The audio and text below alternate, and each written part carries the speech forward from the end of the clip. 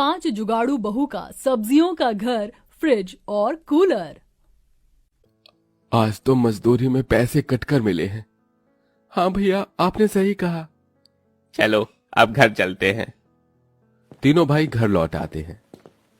भैया आ गए आप? ये लो पानी पी लो। घर में कोई दिखाई नहीं दे रहा, कहाँ गए हैं सब लोग? मेरी पत्नी और आप सभी की पत्नियां नदी किनारे गई हैं पानी लाने के लिए। अच्छा हुआ तुम तीनों आ गए। घर में राशन नहीं है, उनके आने से पहले घर में राशन डलवा दो। माँ, आज तो बहुत पैसे कम मिले हैं। इतने से पैसे में राशन कहाँ से आएगा? कैसी जिंदगी की कश्मकश है। जिंदगी सुधारने का नाम ही नहीं ले रही। ऊपर से इन बेचारों को कितनी परेशानियां उठानी पड़ती हैं, लेकिन फिर भी हिम्मत नहीं हारती। कोई न कोई जुगाड़ लगाकर हर काम को कर ही लेती हैं। सुजाता के इतना कहने के बाद कुछ ही देर में पांचों बहू नदी किनारे से पानी भरकर घर पर ले आती हैं। लगता है मेरी बहुएं आ गईं। रेखा और आरती के हाथों में सब्जी की टोकरी थी जिसमें कुछ सब्जियां होती हैं। तुम लोग तो पानी लेने गए थे ना, फिर ये सब्जियां कहाँ से आ गईं? माँ जी, हम गए तो पानी ही भरने थे, लेकिन ये वो सब्जी है जो हमारे खेत से उगी है। ज्यादा गर्मी की वजह से ये रात भर में ही सड़ गई। जिन जिन की सब्जियां इस तरह खराब हुई थी उन्होंने हमें सब्जी वापस लौटा दी। हाँ माँ जी, दीदी ने सही कहा। मुझे तो समझ नहीं आता, पता नहीं इन गांव वालों को हुआ क्या है। अरे जब हमने कल बेच दी थी सब्जी तो फिर आज लौटाने की क्या जरूरत थी? और तो और पता है माँ जी, गांव के सभी लोग हमसे पैसे भी वापस मांग रहे थे। वो तो मैंने उन्हें सुना दिया, बचा हुआ माल वापस नहीं होता, वरना तो आज हमें बहुत बड़ा नुकसान हो जाता। देखो ना इतनी सारी सब्जियां, ये सारी सब्जियां खराब कैसे हो सकती हैं? क्या ही कर सकते हैं बहू, घर में ही इतनी गर्मी है कि इस गर्मी में हर एक चीज खराब हो रही है। अब हमारे पास कोई फ्रिज तो है नहीं जिसमें हम सब्जियों को संभाल कर रख सके। हाँ माँ जी, आपने बिल्कुल सही कहा, हम लोग कर भी क्या सकते हैं। पांचों बहू घर के अंदर आने के बाद घर के काम करने लगती हैं। शाम का समय होता है, कोई चूल्हे पर खाना बना रहा होता है तो कोई घर की साफ सफाई में लगा होता है। मैं पूजा कर देती हूँ। ये करेले हैं, मैं छत पर सुखा कर आती हूँ। मंजू इतना कहकर अपने घर की छत पर जाती है, जहां पर करेले थाली में लगाकर सूखने के लिए रखती है। तभी अचानक से उसके वजन की वजह से कच्ची छत टूट जाती है और वो छत से घर के अंदर जाकर गिरती है। हाय रब्बा, हाय मेरी कमर तो टूट गई है। भगवान, ये क्या हो गया? बहुत दर्द हो रहा है मुझे मेरी कमर में। उसके गिरने की आवाज से चारों बहू उसके पास आती हैं। अरे अरे, ये क्या हो गया? तुम तो छत से नीचे लुढ़कते हुए गिर गई। ऐसा भी क्या हो गया था? तभी कहते हैं खाना कम खाना चाहिए, नहीं तो वजन ज्यादा होने की वजह से ऐसी दुर्घटना की संभावना बनी रहती है। खुशी की बात सुनकर सब लोग उसका मजाक उड़ाने लगते हैं। हम लोगों का वही हाल है, गरीबी में आटा गीला, कोई काम ठीक से हो ही नहीं सकता। अब देखो ना, छत टूट गई हमारी। परेशान क्यों हो रही हो? छत का जुगाड़ तो हम कर ही लेंगे। वैसे भी पूरे गांव में हम लोग फेमस जो है जुगाड़ू बहुओं के नाम से। हाँ हाँ, तुमने बिल्कुल सही कहा। अगले दिन जब सवेरा होता है, पांचों बहू समय पर उठकर घर के सारे काम कर लेती हैं और कड़ी धूप निकलने से पहले अपने खेतों में जाकर सब्जियां तोड़ना शुरू कर देते हैं। हे भगवान, देखो ये सब क्या हो रहा है। हमारी सारी फसल, हमारी सारी सब्जियां खराब होने लगी हैं। ये टमाटर, गाजर, मूली, तोरी, आलू सब खराब हो रहे हैं। ये सब तो गर्मी की वजह से ही हो रहा है। धूप भी तो बहुत तेज निकलती है। थोड़ी सी बारिश हो जाती तो अच्छा रहता, लेकिन बारिश होने का नाम ही नहीं ले रही। अपनी सब्जियों की ये हालत देखकर पांचों बहुएं वहीं खड़ी की खड़ी रह जाती हैं। हमारे पतियों को दिहाड़ी नहीं मिली, ऊपर से कार्तिक रकुल दोनों को कहीं नौकरी भी नहीं मिल रही। जो भी खेत में बची कुची सब्जियां हैं उन्हें निकाल लो, उन्हें बेचकर शाम के खाने के लायक पैसे तो कमा ही लेंगे। खुशी के ये कहने पर पांच बहू मिलकर सब्जियां तोड़कर टोकरी में रख लेती हैं। तो वहीं अंजलि हाथ में चाकू लेकर जो थोड़ी बहुत सब्जी बची होती है और हल्की फुल्की सड़ी होती है, उन्हें काट कर साफ साफ कर सब्जी अपने टोकरी में भर लेती है। अरे ये क्या, सारी सब्जियां आपने क्यों काट कर रखी है? ऐसी कटी हुई सब्जियां तो कोई नहीं खरीदेगा। किसी को खरीदनी है तो खरीदे, नहीं खरीदनी तो ना खरीदे। वैसे मैंने ये सब्जियां घर के लिए काट रखी है, इस जुगाड़ से ये सब्जी खराब नहीं होंगी। बड़ा अच्छा दिमाग चलाया। चलो अब घर चलते हैं। घर आने के बाद पांचों बहुएं गर्मी में काम में लग जाती हैं। आरती और रेखा दोनों खाना बनाने में लग जाते हैं।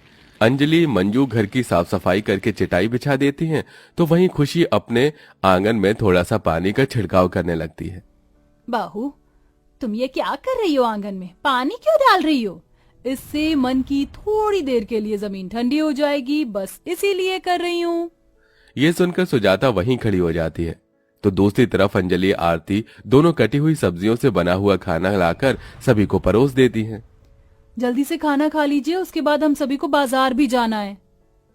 क्या जुगाड़ है बहू, तुमने तो खराब सब्जियों को भी खराब जाने नहीं दिया। यही तो कमाल है जुगाड़ बहुओं के बहू होने का। अब सभी लोग बना हुआ खाना खाकर अपने अपने काम पर निकल जाते हैं और पांचों बहू सब्जी लेकर बाजार में जाती हैं।